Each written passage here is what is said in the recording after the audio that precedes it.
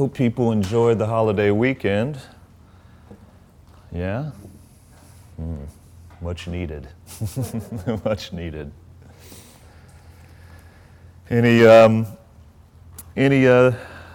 things come up in meditation to report? Yes. Oh, good. It just happened very organically. Where I was doing my, after Tonglen, the golden light, Mm-hmm. and it started because I was thinking of a certain place, and I was thinking, to cover them, and then I thought, well, some other people aren't there anymore, so cover them, and I thought, and there'll be more great people, so cover them, and suddenly time wasn't linear anymore. Oh, excellent. So since then, it's covering everything from the beginning of Mm-hmm. time to whatever. Right? Right. So that was a huge. That's awesome. Felt, yeah. Excellent. Yeah, they say that if one of the whole MOs of this is that if you actually have some sense of single-pointed concentration, you actually have that feeling of almost timelessness, that's somehow how one could absolutely just slip right into enlightenment. Because if you're in single-pointed concentration and you have just that, where you let go of that kind of attachment to how long have I been in this, you are fully in it and of it, then why would you ever come out of it? You wouldn't be sitting there thinking like, oh man, I got to get to the office. You would be in so much of that state of timelessness. Wow, fantastic. All right. Anybody else? Yeah, just enjoyed it.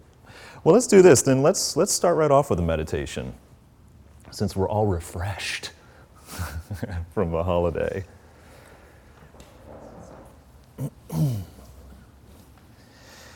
And get in our favorite posture.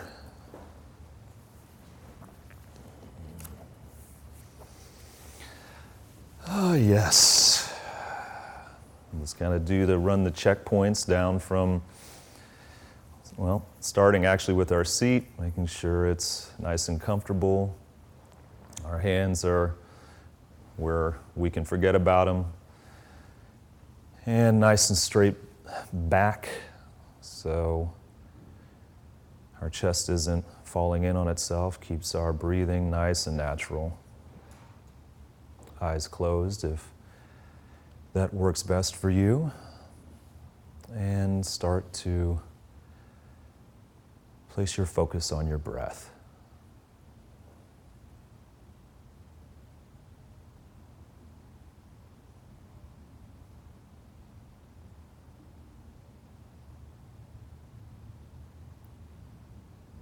Tie your mind to the breath. Just relax into it.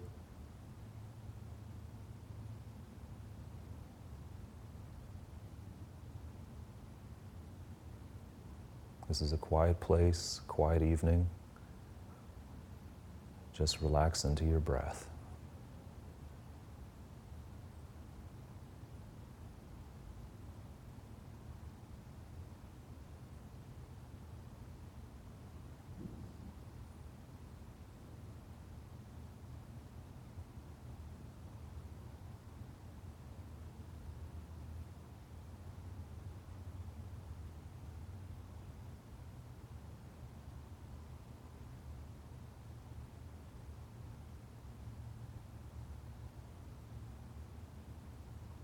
Go to that side of the mountaintop where your sweet retreat cabin is,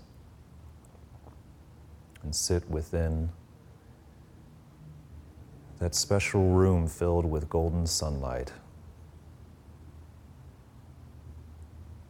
It's illuminating the entire room like liquid gold. Just one thing, your golden room.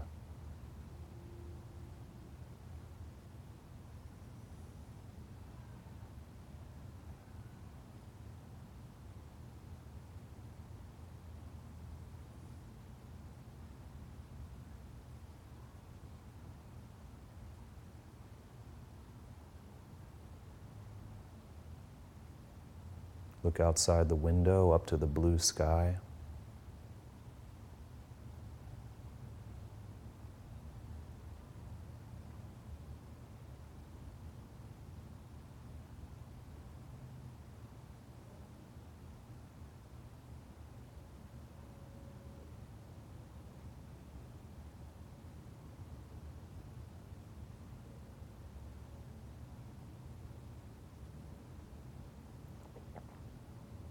Now gaze at the mountains across the valley below.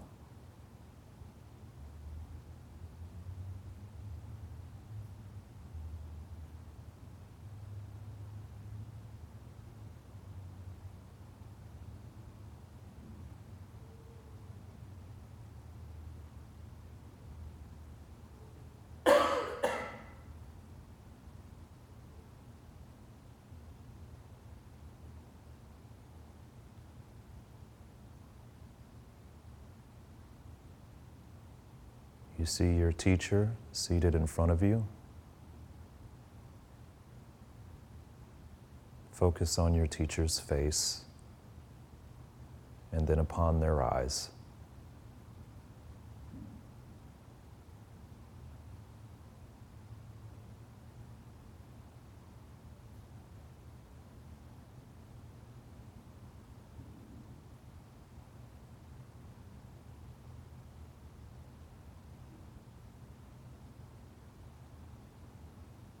Now make their eyes very small, like they're sitting at a distance from you.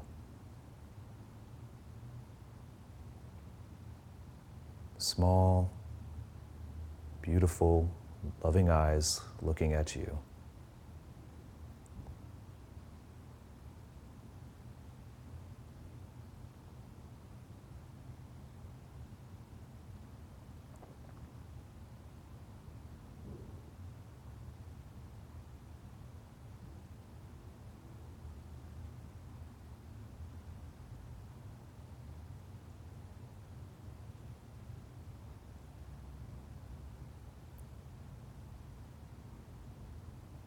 Take a moment to observe how your mind starts to get tired and the quality of your attention starts to degrade. Just watch it.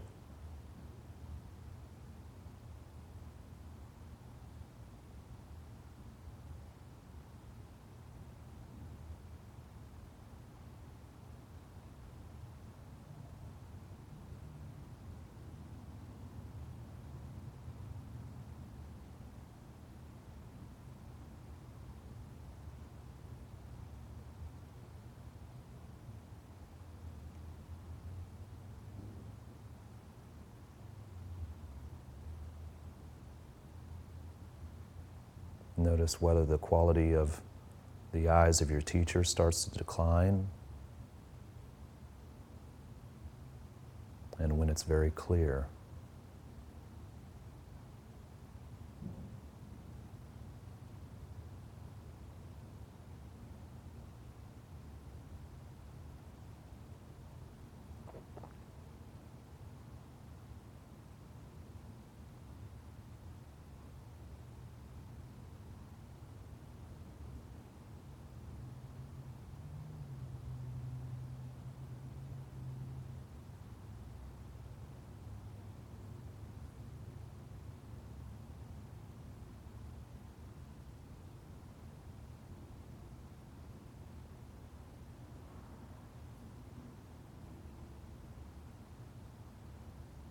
Start to relax your focus. Slowly come out and open your eyes.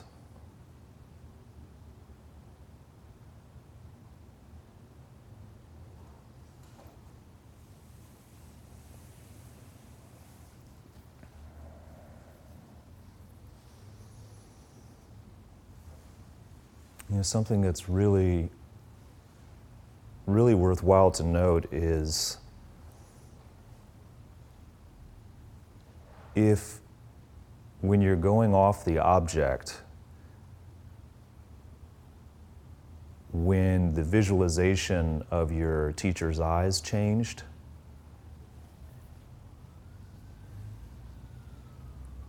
Our mind really tends to be very vulnerable in those moments, those shifts, when we suddenly lose any aspect of whatever the object is. And that's exactly where we want to really exert some discipline, because it's in those shifts where it's almost as though you've got your mind in this kind of soft, pliable position.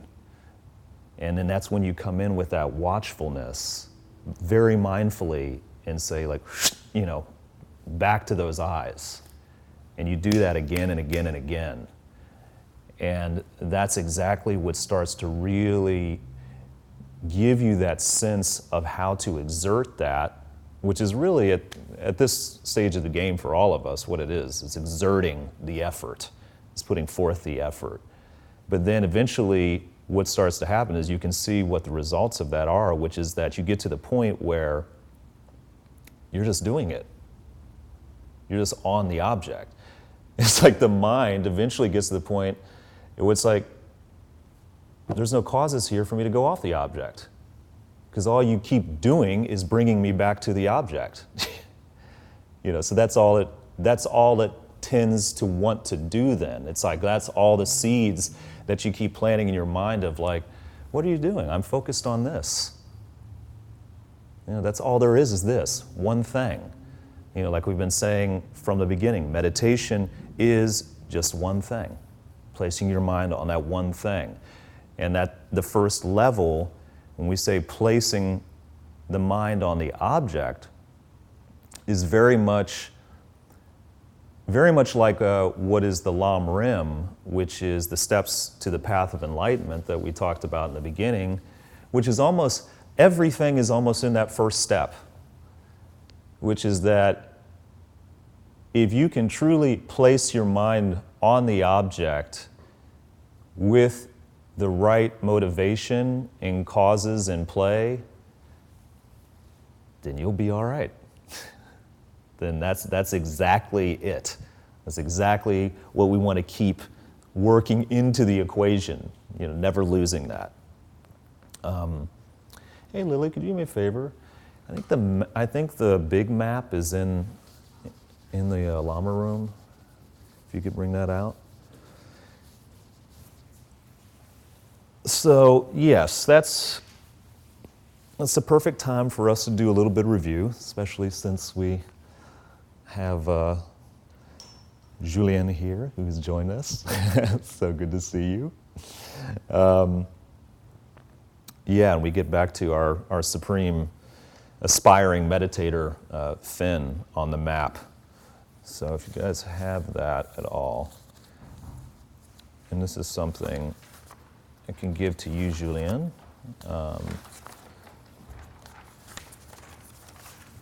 I'll give you this version for right now, and then I'll give you another one.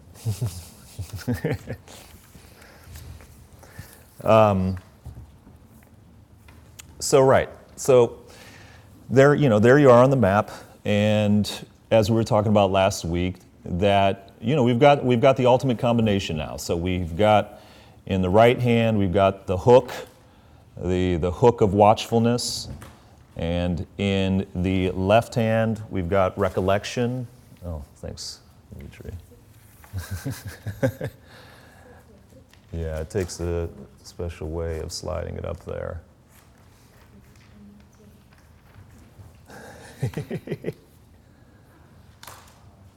It's like these magical maps and so forth. They start to want to disappear on you, and there's a reason for that. There's a reason for that.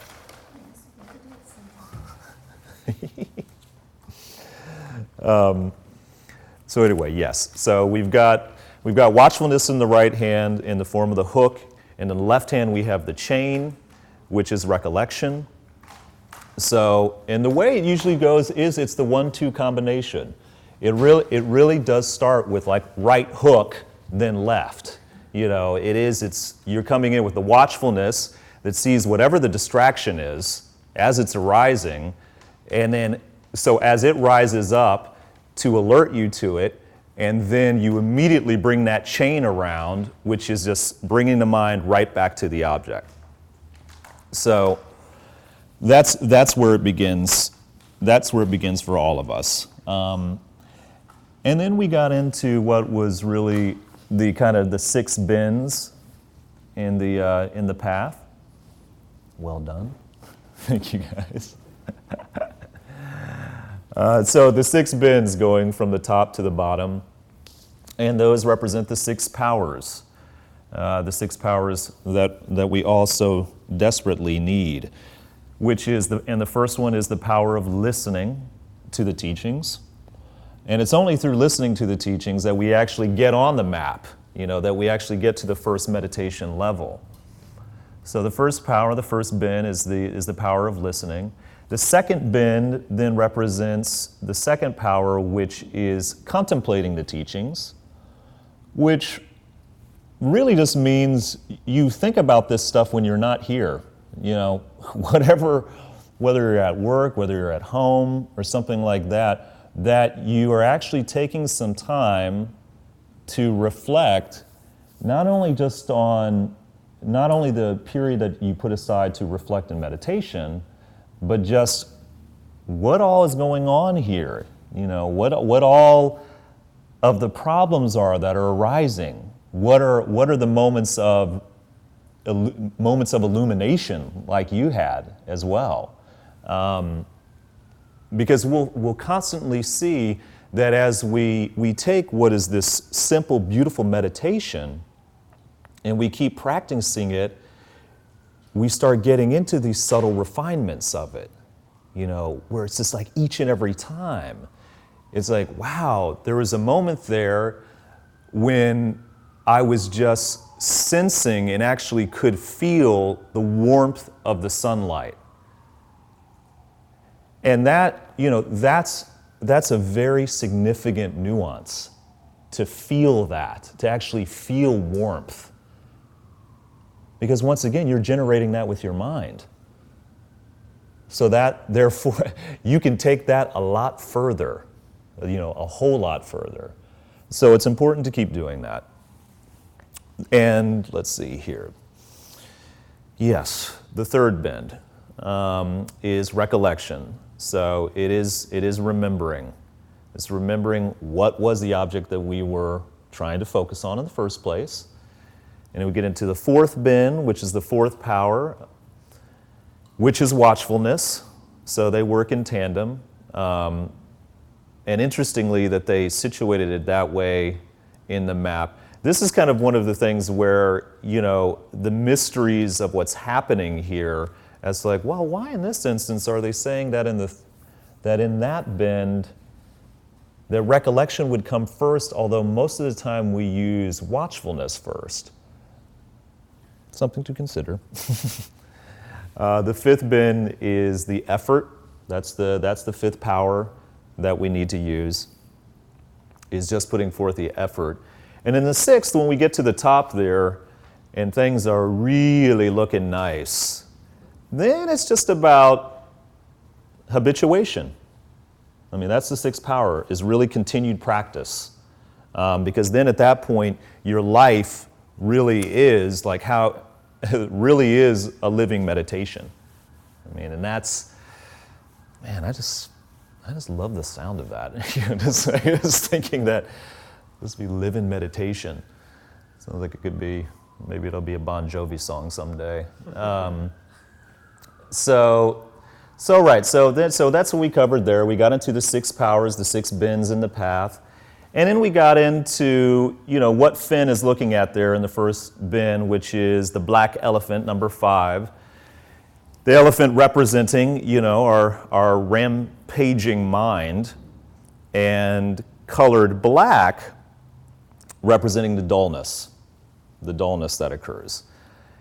And then in front of him, that mischievously looking character is number 6, representing the monkey, which stands for distraction.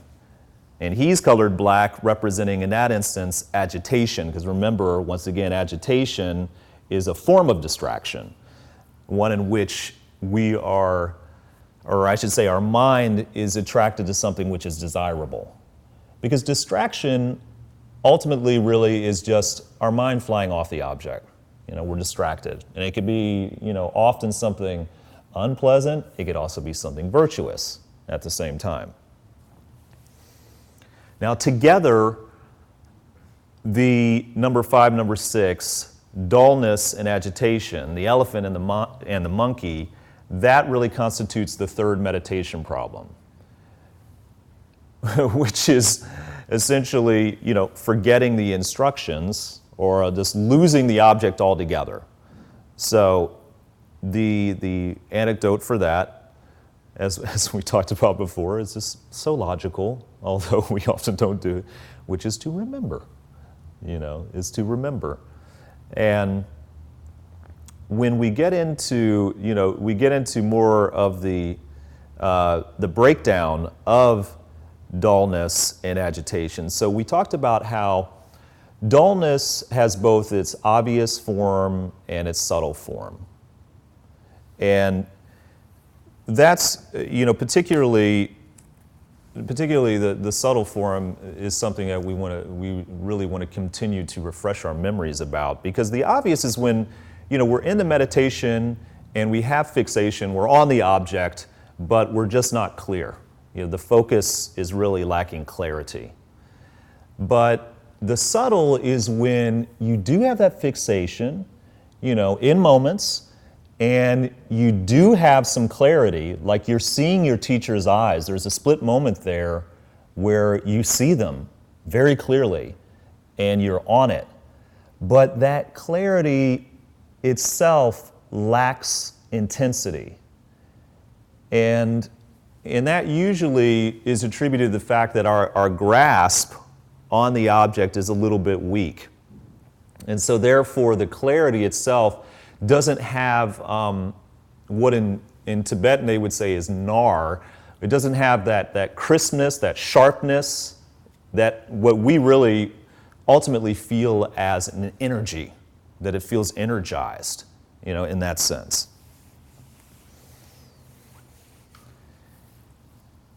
And the wonderful monkey, in all of his, wonderful distraction and agitation, it really is amazing to think about how when this aspect of how there's a part of your mind that can watch the mind. I mean, sometimes I just want to do a whole meditation on that. Like how is that possible? And just to sit down and say that's something to actually just really cool to contemplate over lunch one day.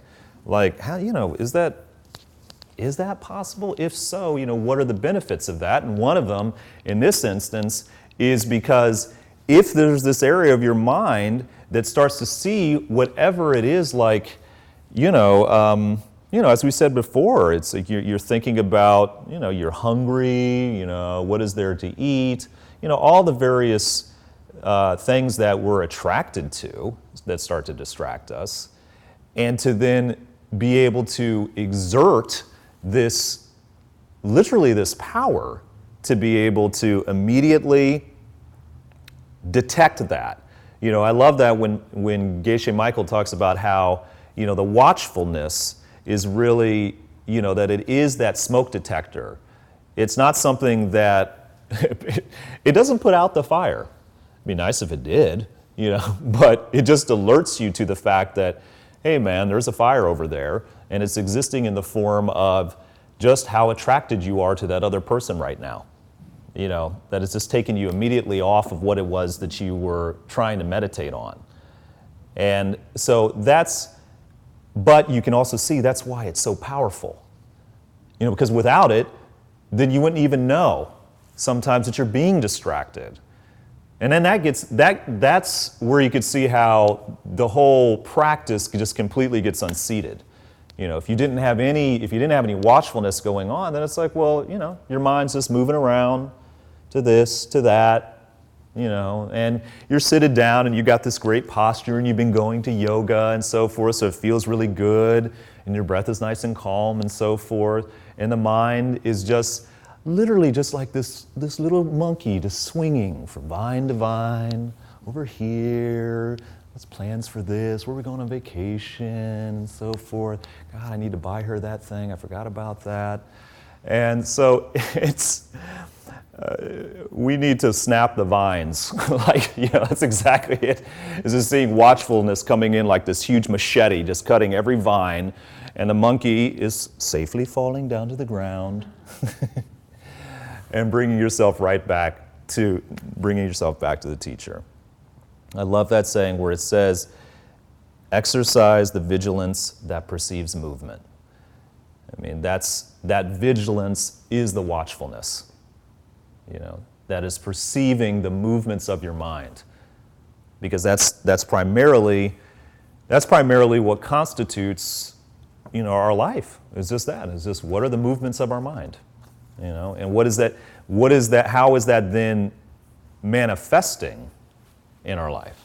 How is it manifesting?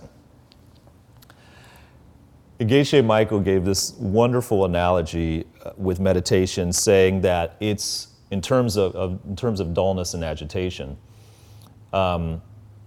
He said it's like driving along a road and you don't want to veer off into the ditch of dullness, and you don't want to veer off into the ditch of distraction, which includes agitation.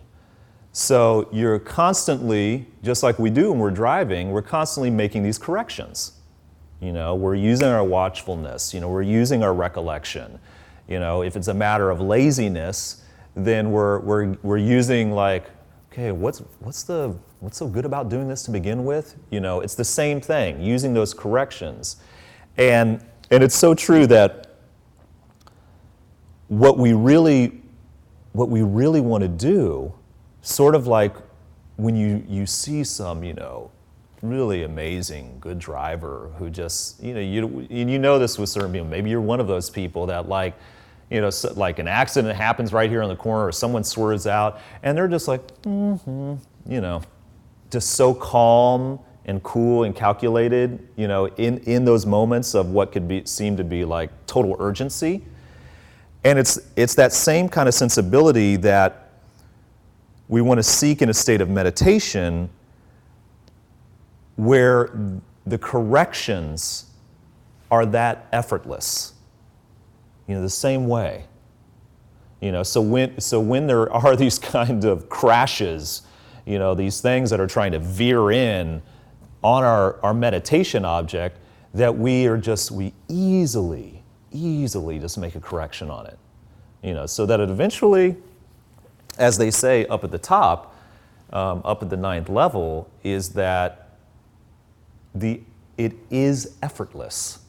It literally is effortless. So that covered up pretty much what we went through with last week. So let's move along now to, right in there, number 7. Those are an interesting illustration of flames, fire, which really represents the power or the intensity of the effort that we need to exert when making the corrections. So it's the flames, the fire is in that sense a very good symbol for that. Because quite honestly, in the first 2 levels here, we're still on the first level of meditation. And we're doing it all the time, all the time. We should be doing it, making corrections. So this wonderfully gives us a new list, a new list to look at. That's very short, which is called the 4 modes of focus. or the 4 states through which your mind actually goes through as you're ascending up through this path to ultimately to an enlightened mind. So the first we call forcefully concentrating the mind, which is really occurs in the first 2 levels. That's just what it is, and we all, if you've been doing this at all, you could probably tell that you've needed to forcefully concentrate your mind. You've had to forcefully bring it back onto the object, and that's just fine. I mean, this is where we're at this point in it. Then, fortunately, through the next 5 levels of meditation, then they call that concentrating the mind in a stream with interruptions, so that we're finally getting some facility and some agility with this in our meditation practice. So we're actually getting some fixation, we're getting some clarity, sometimes even at the same time. But dullness and agitation and plenty of other of those distractions and problems continue to arise, and so we still have to then keep putting forth some effort. So those are the interruptions that still continue to come up. And then what's great is as we come into the 8th level, near where where the 2 elephants are white, this is known as the uninterrupted stream of focus or concentration. Basically, at this point, it's so sweet because you could potentially sit down for a meditation session, and it could be just for 5 minutes, and prevent any distraction whatsoever from happening by just exerting a little bit of effort right at the beginning. Just when you sit down and you're initially placing your mind on the object and you're bringing the visualization together. So that's where the uninterrupted stream happens. You're just giving that effort to actually, it's almost like you're just planning in your mind. It's just like, all right, I'm going to sit down and meditate now, So you sit down and you get in your posture and you close your eyes and so forth, and then you bring forth the visualization, and then you're there, and you're there solid. 4 minutes, 4 hours. And that can happen. That can happen. And it's beautiful. Up at the top there, where Finn is like flying through the air and just totally liberated. And that's because you've reached the level where you can fix the mind on the object effortlessly. So that's the ultimate. So they're really, in my mind, you're really not even at that point anymore of like, oh, I'm going to sit down now to meditate. Once again, you're there. You are living in a meditative state of mind, in a constant state of mindfulness and awareness of what your life is and what is happening. So it's quite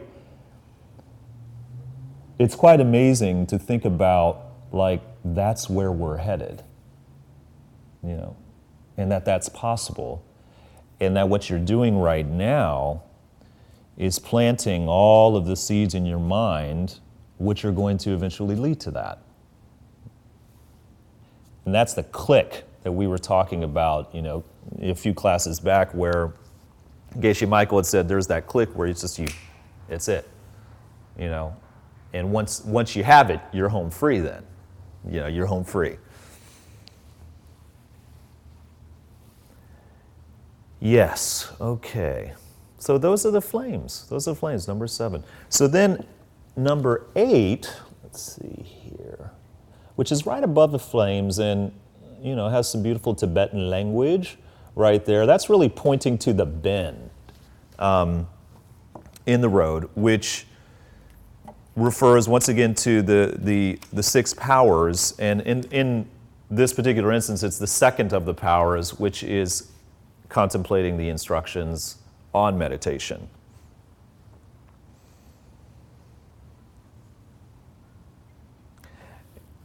And what's really cool is that that power is what propels you to the second level of meditation, which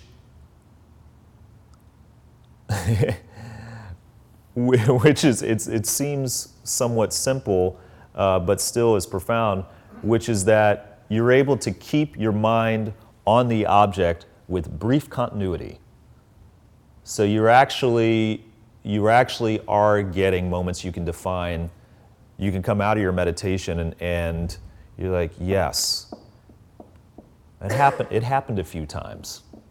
It happened a few times. I really was on the object, and I was really clear. You know, might have been seconds, something like that, but you're aware of that. And that is the second level right there. So keeping your mind on it with brief continuity.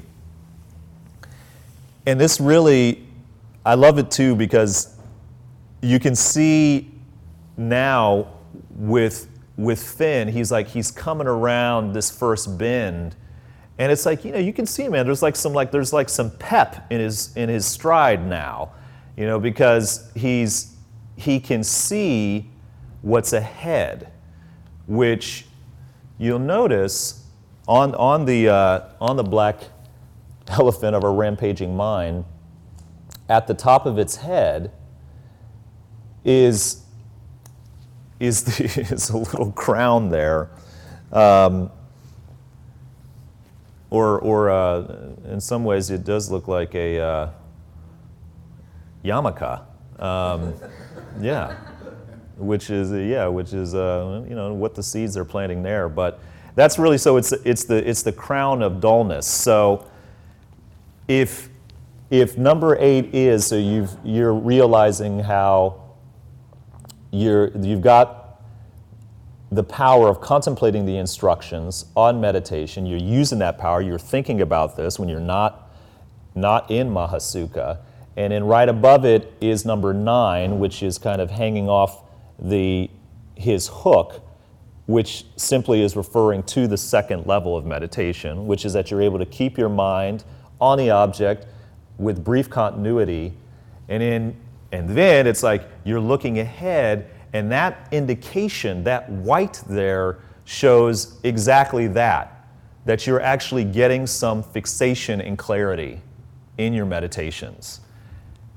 And that's, you know, and this is what's so beautiful about the fact of that there's always this kind of boon or benefit that's pulling us ahead, you know, that's pulling us ahead in this practice to continue meditating, you know, because quite honestly, you know, we're only going to continue to do this if we start to experience some fruits of it. You know, that's pretty much how we work. You know, if it all just sucked, you know, I know I wouldn't be doing it. Yeah, and so they, the enlightened ones were really, you know, that was really a nice little nuance. They were like, okay, so we're going to make this, we'll make the, you know, put this little yarmulke on top of the elephant and show that black dullness that's filling him up is actually, and I love that it's starting there at the crown of his head. That's actually a very high teaching, what's happening there, that you're starting to get clarity from this part of your form and how that's going to affect the rest of your body.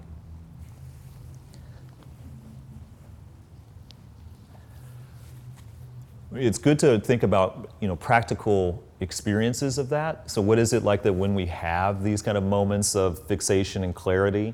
And a really good example of that is that when you're really deeply engrossed in a book, I mean, you are fully in the story, and your mind has that kind of brightness to it. You know, it has this kind of energy, which is that clarity that you want, and you have the fixation.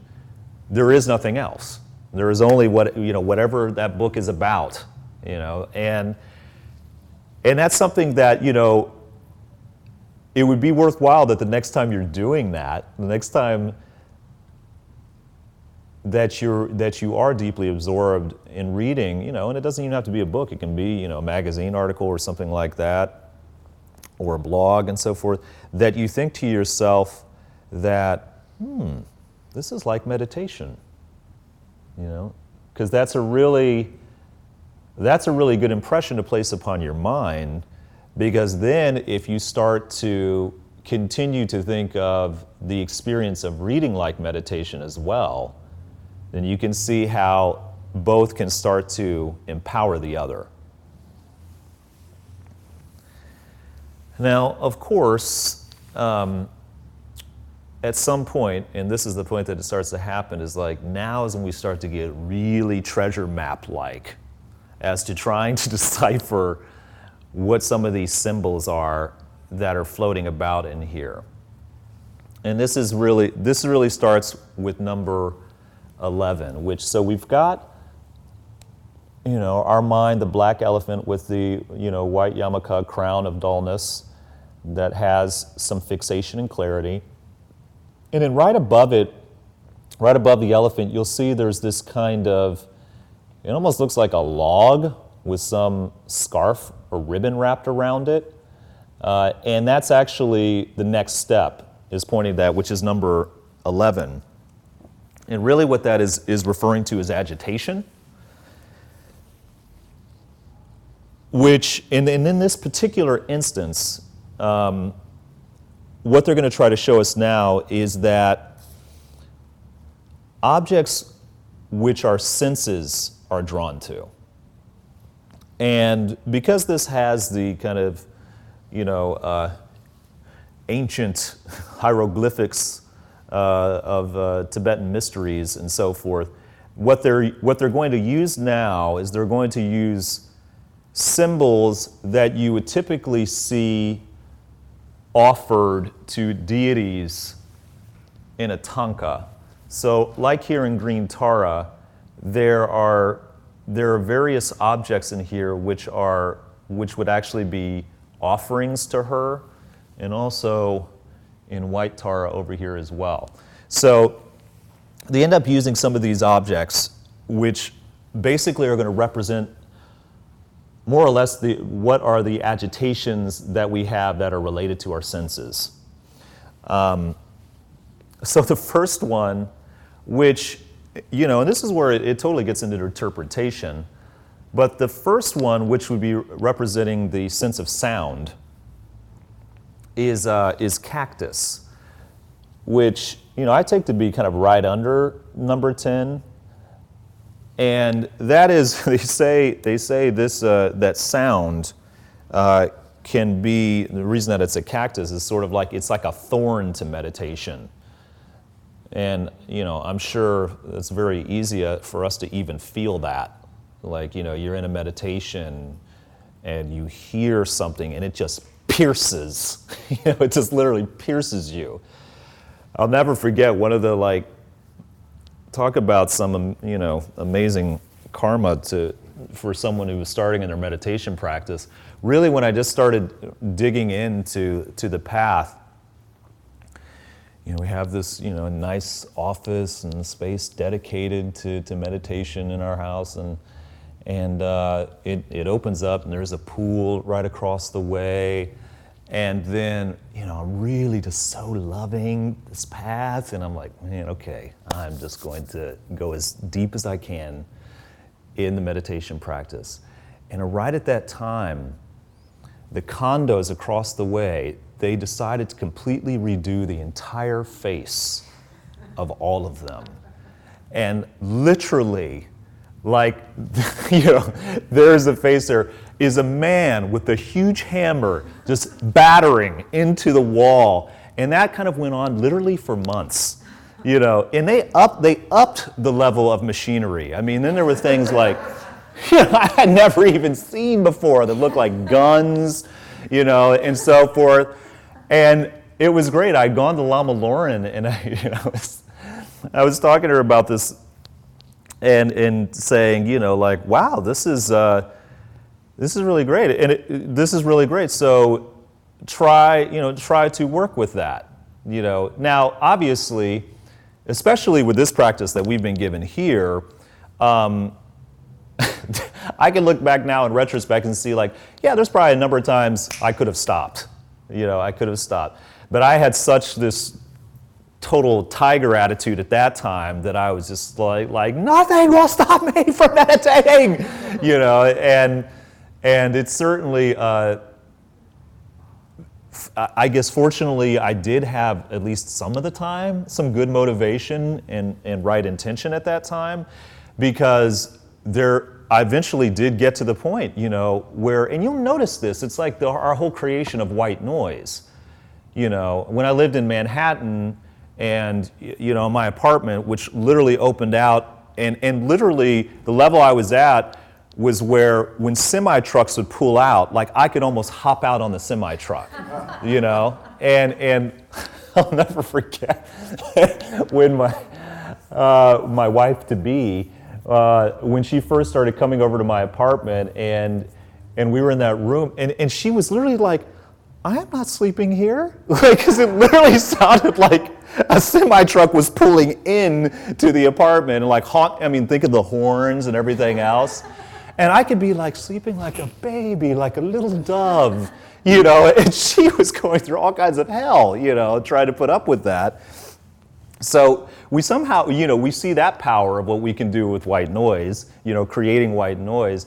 But the truth of the matter is, so much of the time, it's pushing us right off of what we want to be focused on. So that's why they put it there, that they say, it's like a cactus thorn. So apt. So the second one is sight. And here, they're using the mirror, which, if we go up here, between 21 and 22, we see this kind of image, which really can, is to be taken as a mirror. And that really is to represent those objects which are attractive to the eye, which is probably the easiest one for us to think of, especially if you're in a visualization meditation and you start to see something else, anything but what your primary object is.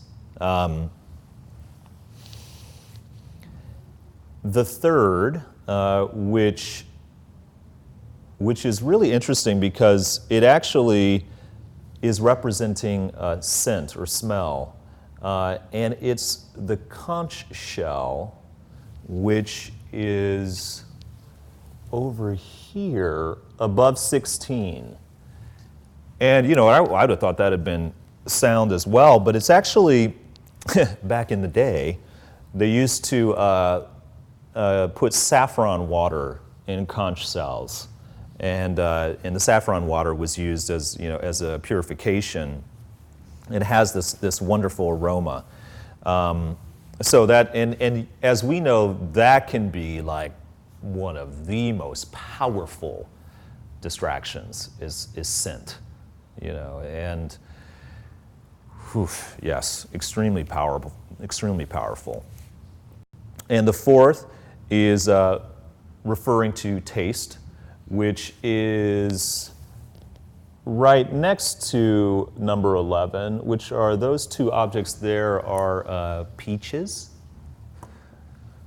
I don't know the deep significance of the peaches, but I'm sure there is some. And the fifth actually is touch, which is this, which actually is a bolt of silk, which is right above the elephant there.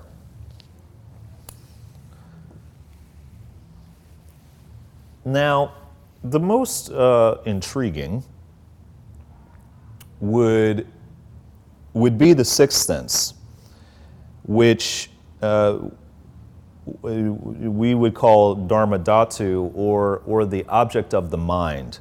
And when you think of the object of the mind, that sense, it can be either physical or imagined.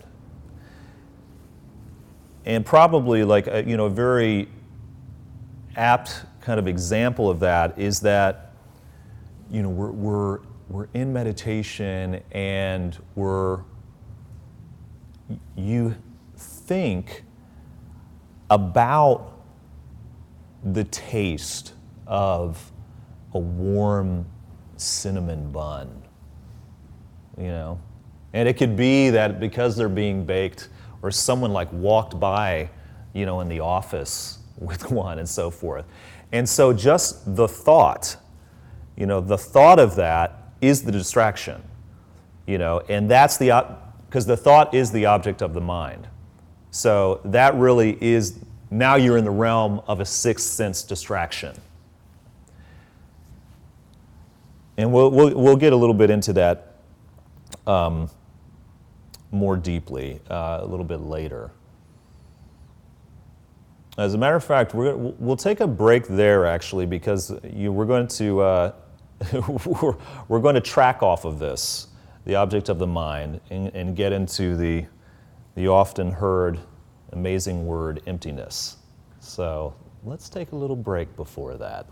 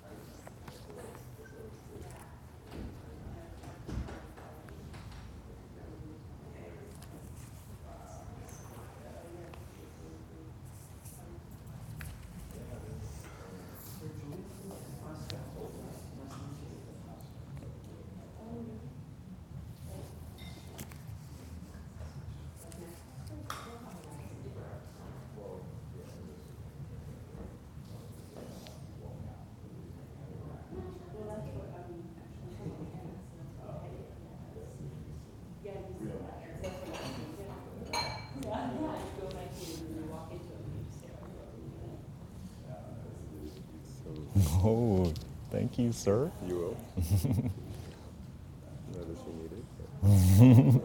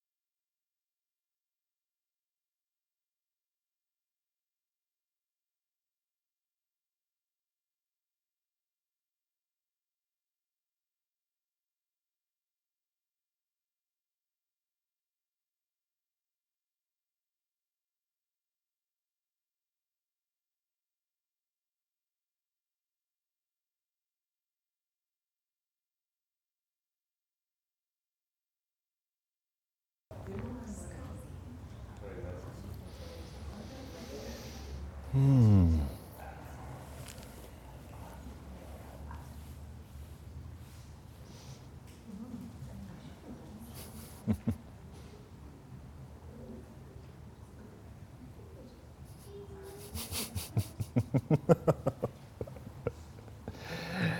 it's good to feel nice and energized, nice and bright for what we're going to start talking about.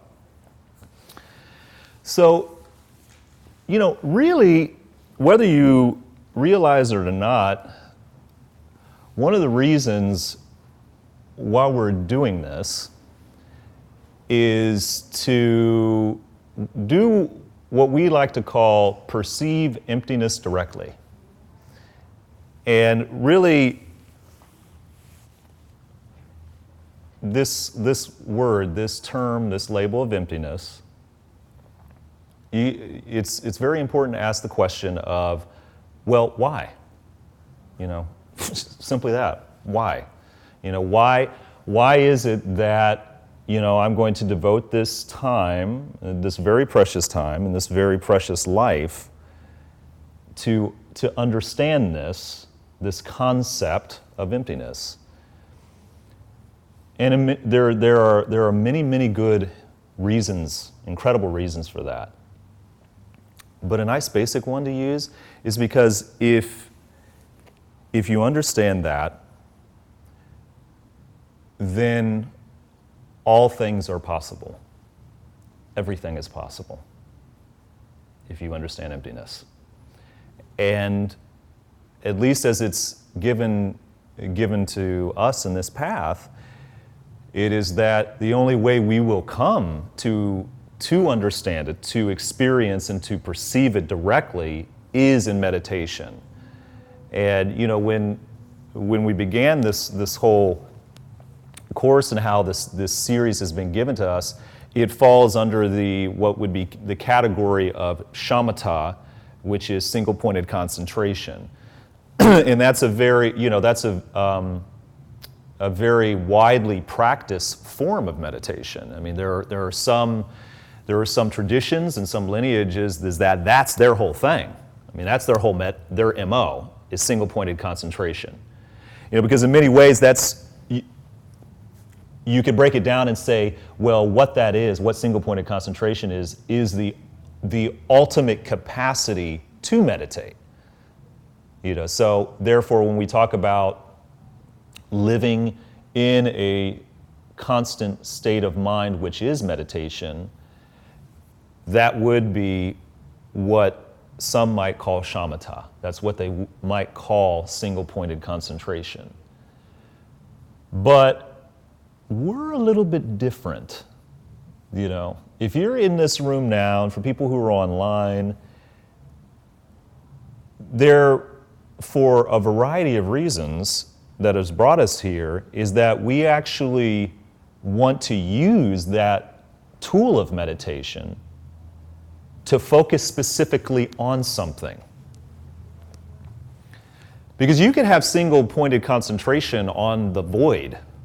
You really could. I mean, that's there. In some ways, you can look at transcendental meditation. TM has kind of aspects of that, and there are many other forms of that.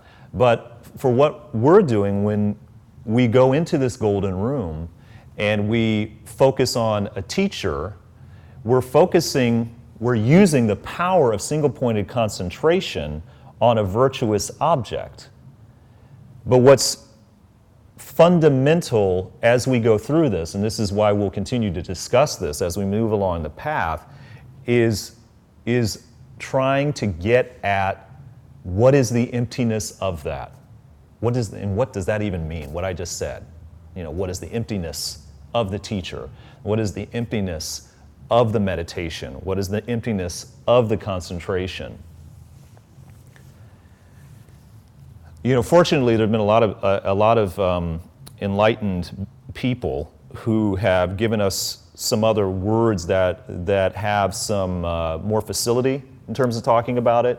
So another way that you can think of emptiness, if you hear that word and suddenly you just go, Like, just something opens up and you kind of lose all sense of what language is you can think about it in terms of potential,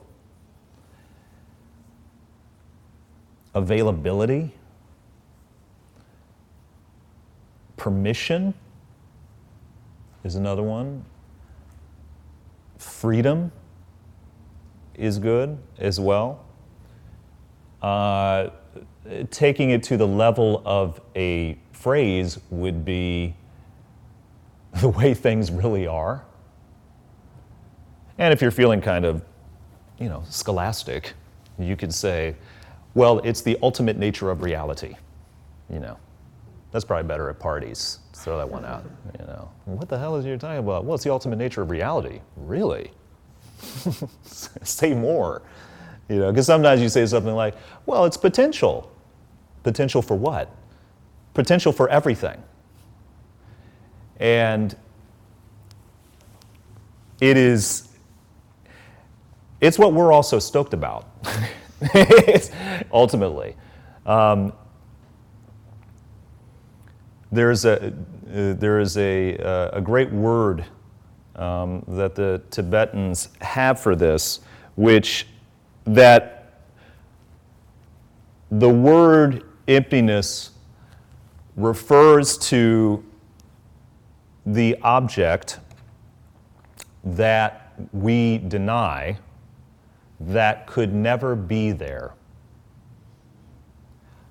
Like a four-headed space alien sitting next to me right now. So what that really, and how the Tibetans would refer to that object that we deny that could never be there, such as the four-headed space alien here right now, is the gakcha, which is G-A-K-J-A. And it's great because we have the kind of English vernacular of that, of the like, gotcha. Because that's what it feels like. That's the moments that we have when we have some sense of experiencing emptiness, is that it has that, they say that it has this kind of ripple like that. It's just like, gotcha, oh, what you thought was there isn't there, and never could be there, and never will be there like you thought it was. Because that ultimately gets to the root of the issue for us, which is the problem we have with how we perceive the world that we do, the way we do. So I just love it because it's in this way. It's like saying, like, it's the thing that ain't there, that could never be there, but we think is there.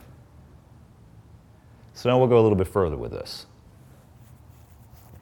Geshe Michael gave a wonderful example of this, of that when he was driving along a road one night, and he slammed on the brakes and hit his head against the windshield, and it was because he had thought he'd seen a mouse run across the road. And then so he pulled up slowly to where he thought the mouse was, and he rolled down his window and he looked out, and it was an oak leaf. And he had especially him, had a nice chuckle to himself. And what he realized is the thing that he thought was there wasn't there. And that nearly killed him. So he reacted to a thing that didn't exist the way he thought that it existed, and that reaction nearly killed him. And that is exactly what the root of the emptiness is. In every situation, in every object, is just that. So in saying, like using the Tibetan term of gakcha, the object that we deny, the gotcha is that mouse that ran across the street.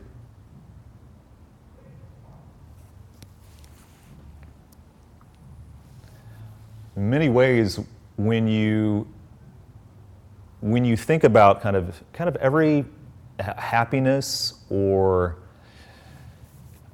disappointment that we experience in our life,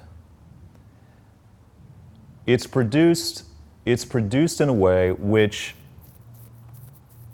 or it's more produced by something that doesn't exist in the way that we think it does.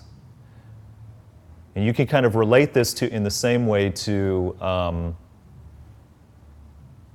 why is it that pretty much everything in our lives doesn't happen the way that we think it will, for those things that we have some foresight about. That is due to emptiness. You know, we often say that emptiness supplies the presentation and karma delivers the interpretation. So, therefore, you know, that vacation that you've been planning for months, and when you get into, you know, you get to it and you start, you know, you're experiencing it, and it can be, you know, it can be good, but it, you know, you have those moments where it's like, well, it certainly wasn't happening the way I thought it might happen.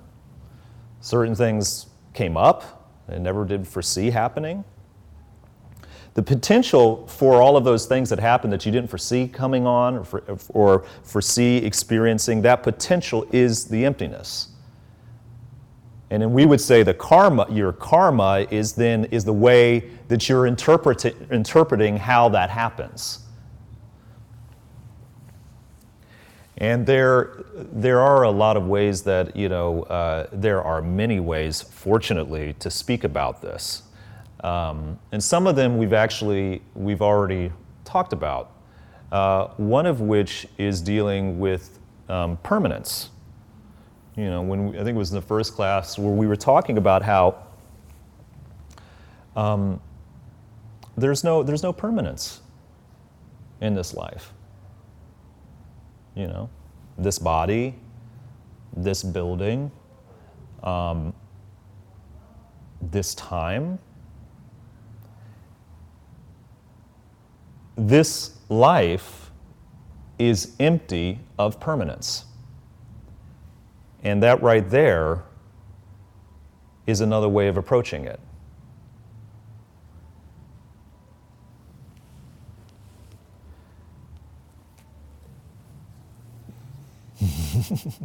Some people are laughing because they know that this is a sign of possibly what's to come. But that's what's so great is that for those of us who have seen this object appear before us just like this, it's never the same, is it? It's never the same every single time. That's emptiness. So what would we call this? A pen. Yes. It's perfectly pure, safe, good answer. It's a pen. Now we can all relax, take a breather. So if I gave this pen to Julian, he would probably at some point write with it and use it to write. Now, if I was waving it around like this, and a beautiful black lab came walking in the room, and then I tossed this down to him, what do you think he'd do with it? Yeah, probably. Dogs are playful to begin with, is what makes it so great. But yeah, he'd probably chew on it. He'd probably treat it like it's a chew toy. So who's right? Is Julian right, or is the dog right? Right. Just makes sense, doesn't it? Both are really right. So in this sense, we could say that this object has the potential to be a pen, and it has an equal potential to be a chew toy. I mean, it works in both cases. And that alone right there is a simple proof of emptiness. That this could have that type of equal potential. Now, if I sit it down, we all leave the room, the black lab leaves the room with us, then what is it? What's there?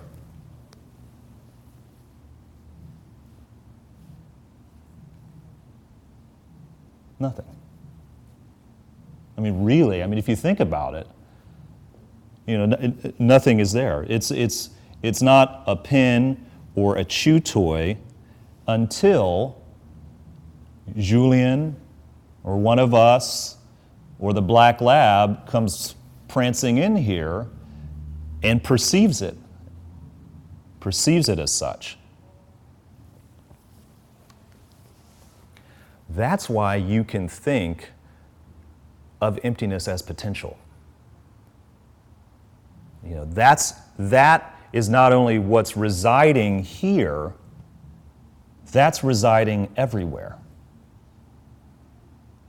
And that's I love that so much because that to me is the grace of emptiness. Is that it's not nothing, it's not some Buddhist illusionary, some little, trick of some sort. It's the fact that means that everything could be anything. It just depends on who's looking at it, who's perceiving it. Now, would you say, does that establish that the pen is coming from your mind? Could it be coming from somewhere else other than your mind? It really must. When you take a moment with it, it must be. Because if the pen was coming from its own side, then the black lab would waltz in here, and I'd toss it down to him, and he'd pick it up and start writing some poem about puppy love. I'm just gonna sit there and just writing away, or I would be waving it, up here, and Julian would be jumping up and down and salivating all over the place, trying to get at this thing. So this is the case of where, so if it was self-existently, if this had some type of unending essence to itself, some nature to itself, then it would have to be the same for every single being that perceived it in that way. It would have to be coming from its own side. And the truth is, it's neither from its own side. And what we say is that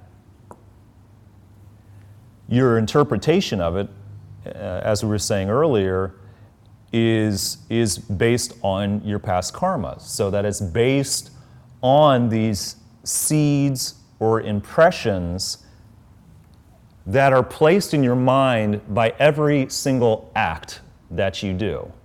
And that act means a physical act, it means a thought, it means what you say.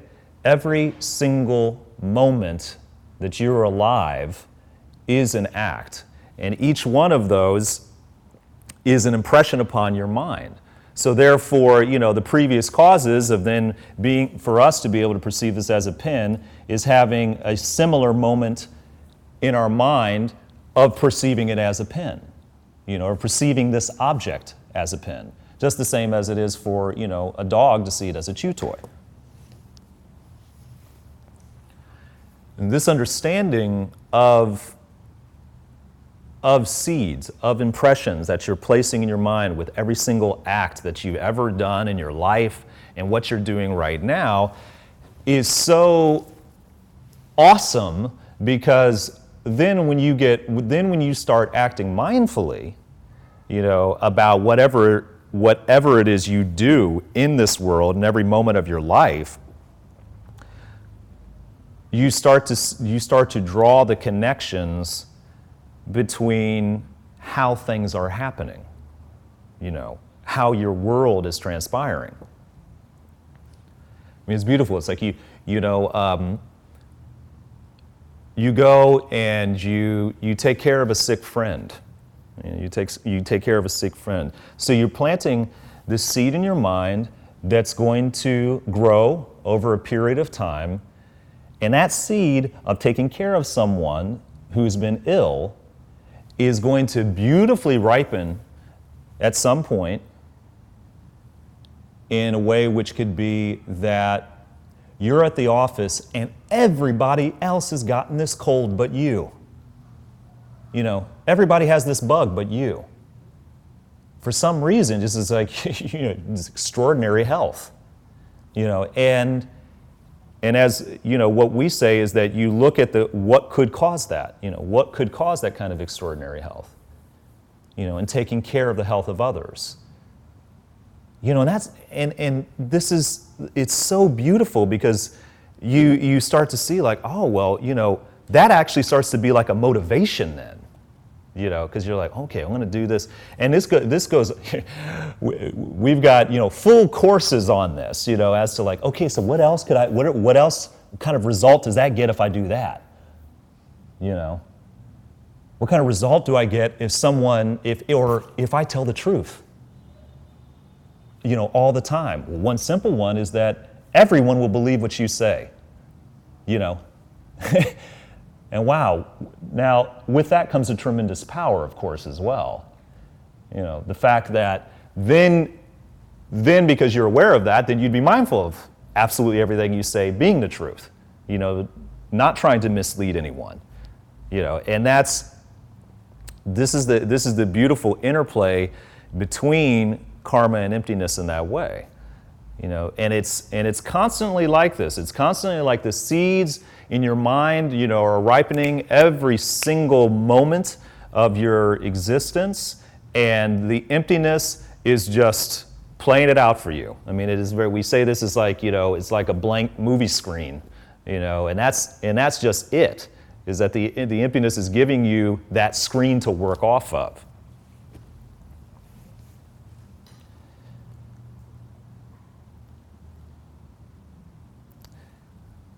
Essentially, if you understand the pen, you understand the way the world is truly working. And when you understand that, then ultimately you can create whatever world you want. And that is the beauty of the pen. It starts here, and it becomes into creating a heaven on earth. If any of this is kind of making your mind feel heavy right now, or is confounding you at all, or if it's exploding things, wonderful. I mean, just enjoy that. Relax into the fact of that these seeds are being planted in your mind, and they're going to ripen in an incredible way. Just to even hear something like that. So let's meditate.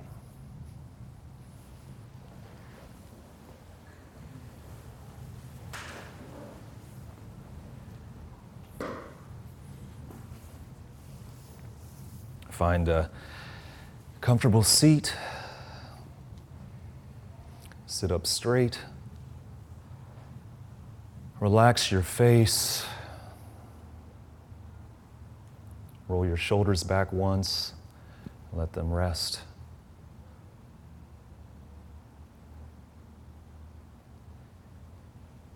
And please go back to your breath.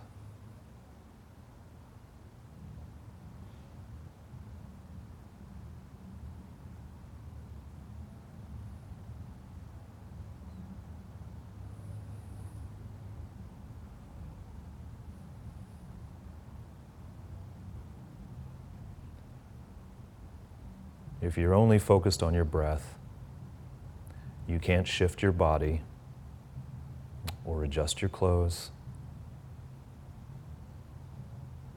You're just focused on your breath.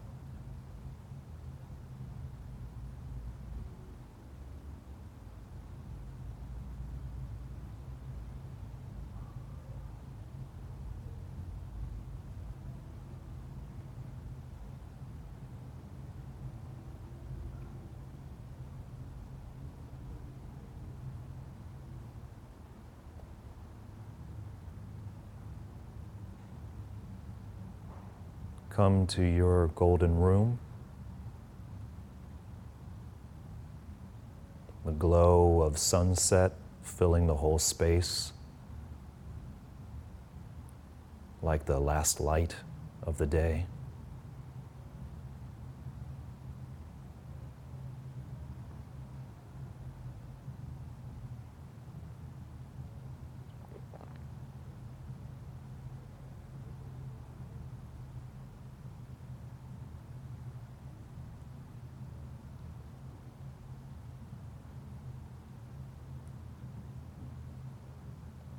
Outside the window, you see the deep blue sky.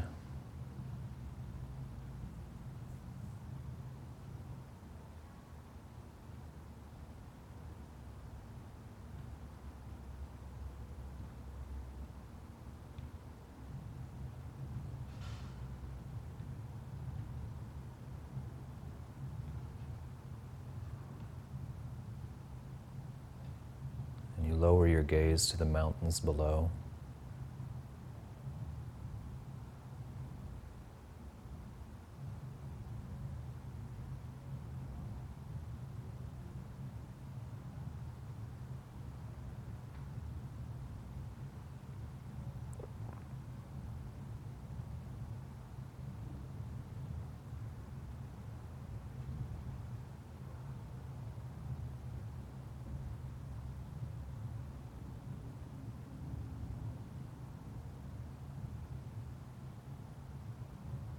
You see your teacher sitting in front of you, your knees almost touching.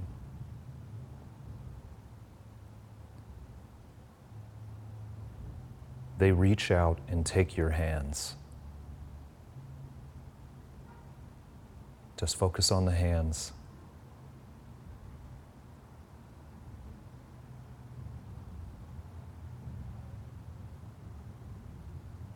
All there is the touch of their hands on your hands.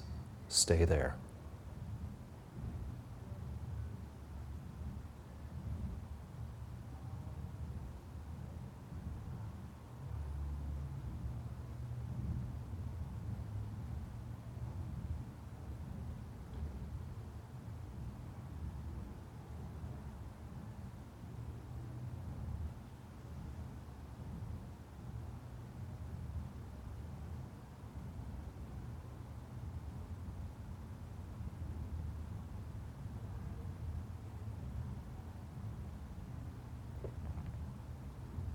You don't need to do anything. There's no discussion going on. Just stay with their hands on your hands. Stay with that feeling.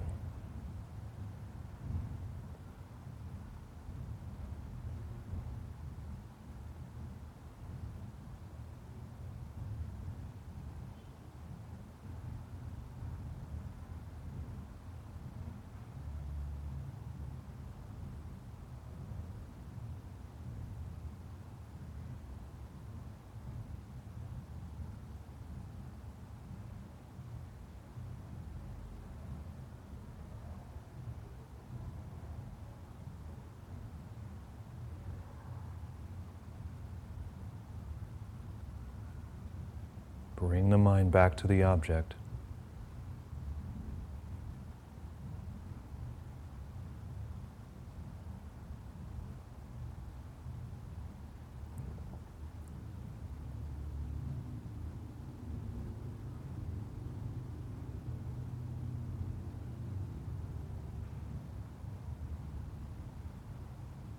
Detect it when it leaves the object.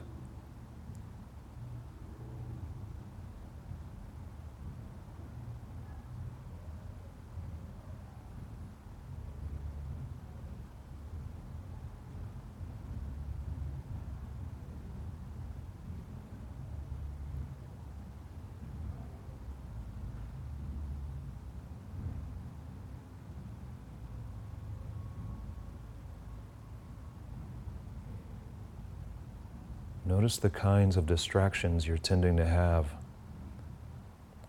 Virtuous projects, someone who's hurt you, or something you want.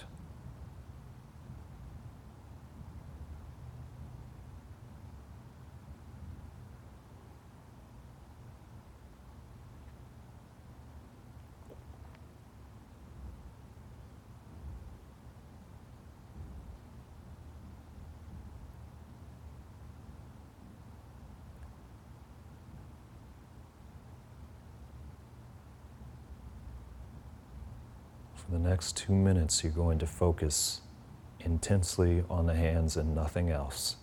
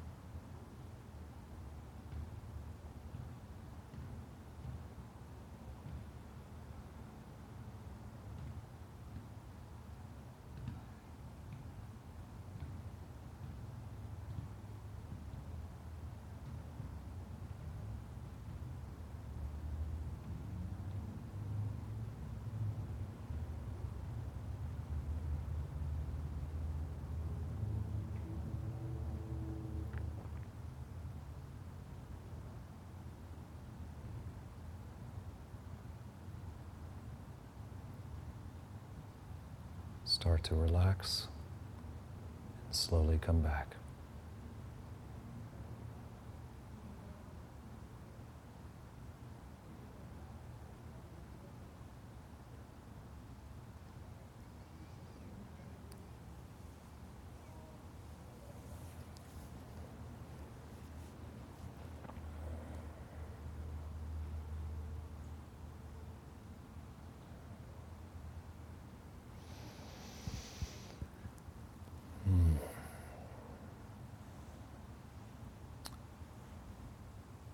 The more I think about it, emptiness is the potential. And the potential is creation itself. Or that's one way of thinking of it.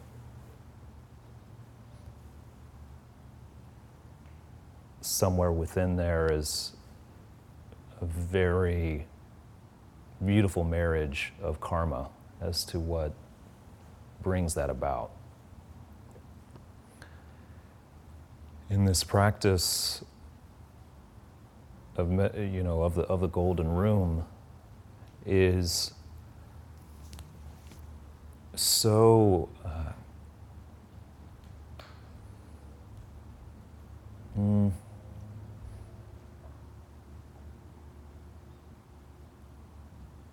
it's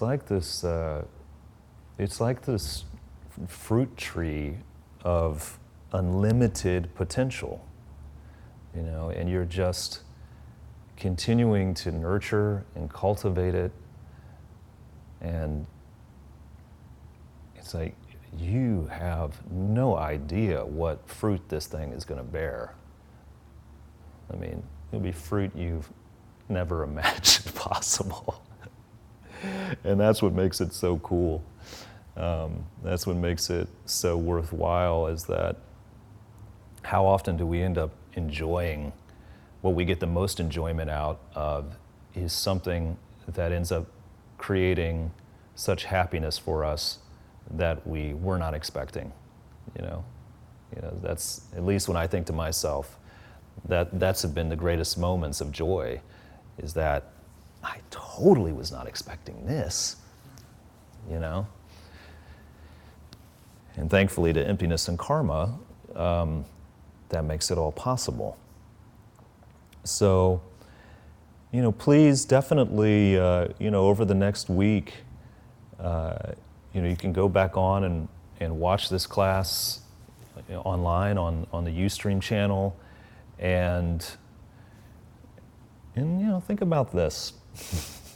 Let's keep coming back and just think about the potential of this, where that goes, and how that relates to how you live your life. A simple pen. At one point I thought, well, what if it was this? I'm like, what would a moth perceive? And I was like, that's just a different form.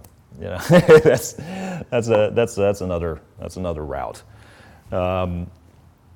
But do continue to try to do the meditation at least twice a day, because that really, one of the beauties of its brevity is what we'll try to do is kind of continue to escalate that, escalate the frequency, because then you start habituating your mind to being in a meditative state.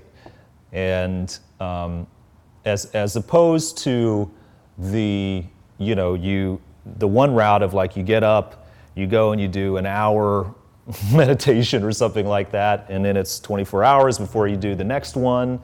This is one where it constantly, it's like, you'll find it's like your mind, it feels like your mind is a self-existent thing fighting you, saying like, no, not now, we just did that like 3 hours ago, and that's perfect, especially when you feel that kind of resistance, you feel that resistance to doing it. I mean, just the other day, I'm trying to remember what it was that I did, and this is, one of our primary practices, where it was like, I was like, oh man, I do not want to do that. I am doing it right now. And it's so great, because then, as I go and do that thing that I didn't want to do at that moment, I was thinking about the fact of, this is so great. Eventually at some point, what this will turn into is that there will be nothing that I don't want to do. And that's got to be pretty sweet, on some level, on all levels, I think. So yes, so please continue to try to do it twice a day, and we'll keep working our way up to the top there. So thank you all very much for coming. Happy meditating. Oh, yes. Oh, yes. Thank you so much for that. Yes, this Sunday, right? This Sunday from 10 to 1. It's great we're talking about karma and resistance. Because one of the ways, people have been very generous in donating to Mahasukha, and Everyone is very appreciative of that because we need this. And one of the other ways that you can donate, particularly if it's something like, I really don't have the money right now or the cash to give what I want to give, is certainly by lending a helping hand.